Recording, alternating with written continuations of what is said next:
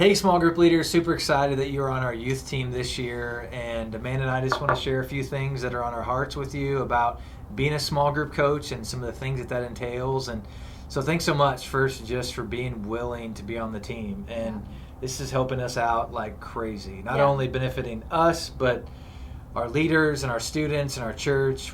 This is going to be a fun season for us, I think. So we are so incredibly grateful, you guys. Obviously, the youth team, staff-wise, is just us, so there's only so much that we can do, and so having a team of people who can reach out to our small group leaders and to be pouring into them is just so incredibly beneficial.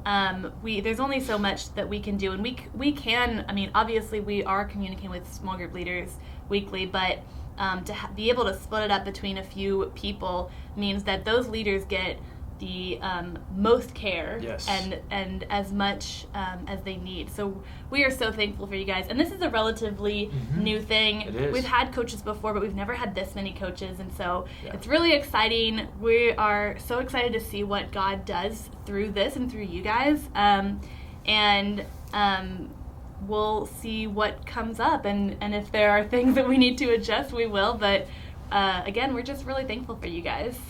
Yeah, and we, like Amanda said, we communicate with all of you leaders on a weekly basis, but we know that, we're handling like logistics, because that's usually the types of, the things you need to know or small group leaders need to know, but it's not soul care. And so the primary purpose of you being a coach is to provide soul care for those leaders. And so we actually have a list. We've broken everybody down. So Kirsten, Sam, Rachel, Josh, and myself, we've all got a handful of people underneath us, and that's going to be the leaders that you're going to seek after this next semester. And so literally just providing personal soul care for them. When I say soul care, like how are they doing with their walk with the Lord? Do they have any prayer requests? Do they have any needs? Or is there any tension? Do they need to just talk out loud about this one student with you? Do they need to vent? They need to vent, because if they don't vent with you, they're going to choke a team, which we don't allow, and that would be bad, which is why we have people like you and us to be able to help with that. So, so we actually have 30 small group leaders on our roster.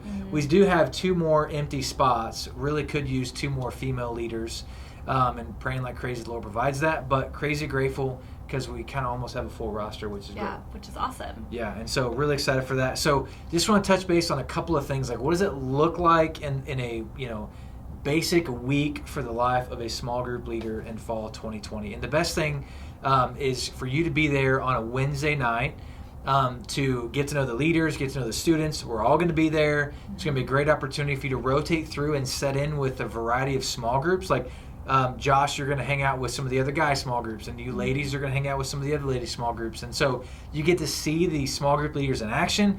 You get the opportunity to give feedback, positive and negative feedback for their benefit, so that way the overflow of what we have within our own hearts is being poured out like crazy on other students. And so to have somebody have feedback is crazy helpful. And it's so good for you to be able to see how they do in their small group. It's one thing for them to tell you how small group went, but it's another to see how they lead. And with that, you can notice things that they might not have even realized. And also getting to know the students that they are working with.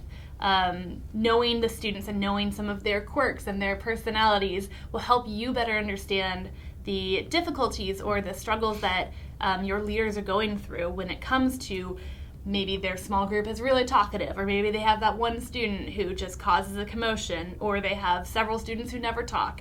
But getting to know those students is going to be really helpful for you to understand how best to help your small group leaders. Yeah, no, that's great. And so we're really excited that you would be willing to show up weekly in the lives of our students and the lives of our leaders as well. And and it's sometimes scary to think about, like, God provides all these leaders, and then we kind of somewhat throw them in the deep end and try to train as best we can.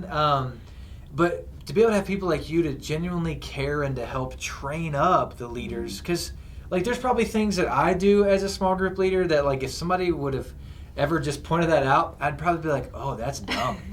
I should not do that. And so really, really grateful for your guys' wisdom. And a big part of it too is, like, getting your guys' help in terms of like leadership training, because we may find out through your conversation this next week that all the leaders need maybe none of them that you interacted with asked open-ended questions. They were all like closed-ended questions. So then it's like, okay, well, now we know we need to do a training across the board on how to ask open-ended questions. And so it's going to help us to do trainings as well. So super excited. This week, if you could communicate with your people that you're going to be pouring into, we're going to send that over to you today. You're going to have their cell phones and their names. But if you could just weekly communicate with your list, like Kirsten, I've got you here. You've got 5. Sam, you got 4. Rachel, you have 4. Josh, you have 7, and I have 10.